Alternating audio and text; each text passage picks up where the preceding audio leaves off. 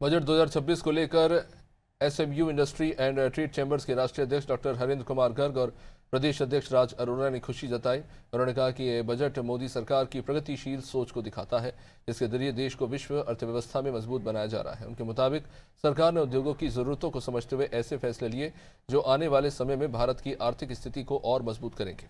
उत्तराखंड के लिए इस बजट को बेहद अहम बताते हुए उन्होंने कहा कि राज्य के सबसे बड़े सेक्टर फार्मा इंडस्ट्री को फार्मा शक्ति के रूप में मजबूत करने के लिए 10,000 करोड़ रुपए का प्रावधान किया गया है।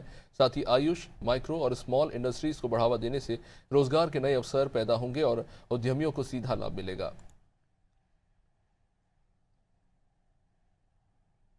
निश्चित रूप से बजट मोदी सरकार का जो प्रोग्रेशन है, जिस दिशा में वो चल रही है सरकार वर्ल्ड इकोनॉमी के मैप पर, उसी दिशा में ये कदम उठाए गए हैं। और मैं खास तौर पे अगर हमारे उत्तराखंड राज्य के परिप्रेक्ष्य में बात करूं तो हमारा सबसे बड़ा एक सेक्टर फार्मा है।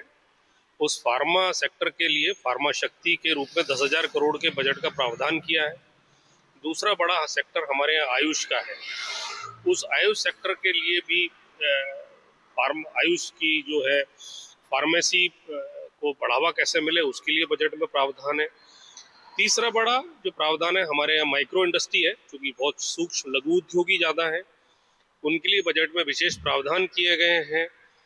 इंफ्रा और ख़ास तौर पे जो हमारे लॉजिस्टिक सपोर्ट की दिशा में कुछ कदम उठाए गए, जिनसे हमारे इस पर्टिकुलरली कॉर्नर राज्य को एक बूस्टअप मिलेगा।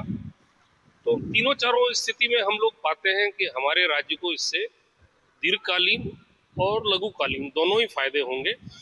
देखिए, ये जो बजट अभी सरकार द्वारा प्रस्तुत किया गया है, ये सरकार का जो विजन है 2047 में विकसित भारत, उसको ध्यान में रखकर ये बजट प्रस्तुत किया गया है। इस बजट में जो शॉर्ट टर्म की लोक लुभावन योजनाएं होती हैं बजट की, वो नहीं है। और जो दीर्घकालीन जो एडवांटेज हो सकते हैं, लाभ हो सकते हैं इंडस्ट्रीज़ के लिए और इस विकसित भारत के लिए, उन्हीं प्रावधान को इसमें उस ध्यान में रख के किया गया है।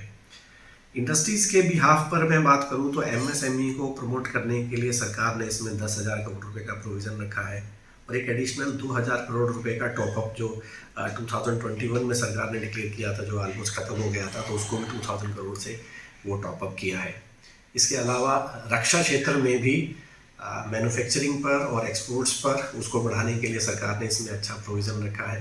इंफ्रास्ट्रक्चर पर, फ्रेट कॉरिडोर बनाने पर, रेलवे कॉरिडोर बनाने पर और वाटर कॉरिडोर, जल मार्गों को भी का भी कॉरिडोर बनाने के लिए इसमें इस बार ये प्रोविज़न रखा गया है।